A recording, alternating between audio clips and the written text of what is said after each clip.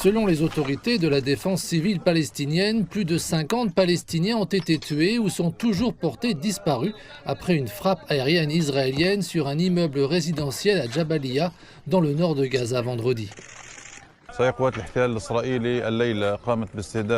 Plus d'une cinquantaine de personnes environ se trouvaient à l'intérieur de cette maison.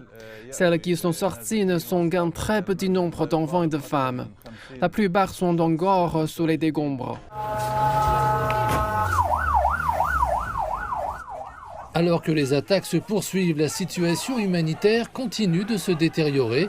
Le ministère de la Santé, dirigé par le Hamas, affirme que 29 enfants et personnes âgées sont morts de faim ces derniers jours et que plusieurs centaines de milliers d'autres sont toujours en danger. Jeudi, l'armée de défense d'Israël a précisé que 107 camions d'aide transportant de la nourriture et des médicaments avaient été autorisés à entrer dans Gaza. Le nombre total est ainsi porté à 130 au cours des 3 derniers jours, mais pour ceux qui sont sur le terrain, c'est très insuffisant. Il n'y a rien à manger, il n'y a rien à boire. Comment est-ce possible? Ils nous ont envoyé des gouttes, des miettes de farine, insuffisants, même pour 1% des besoins de ces affligés qui veulent manger.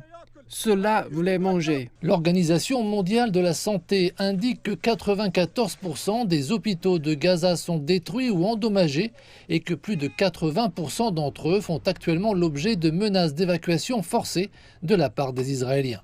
Jeudi, le Premier ministre israélien Benjamin Netanyahou a critiqué les dirigeants du Royaume-Uni, de la France et du Canada après leur mise en garde envers Israël contre des actions concrètes s'il continuait à étendre ses opérations militaires et à refuser l'entrée d'aide humanitaire à Gaza. Ces 3 dirigeants ont effectivement dit qu'ils souhaitaient que le Hamas reste au pouvoir. Quant à l'ONU, elle indique que 629 Palestiniens ont été tués la semaine dernière à Gaza, un bilan qui ne cesse de s'alourdir.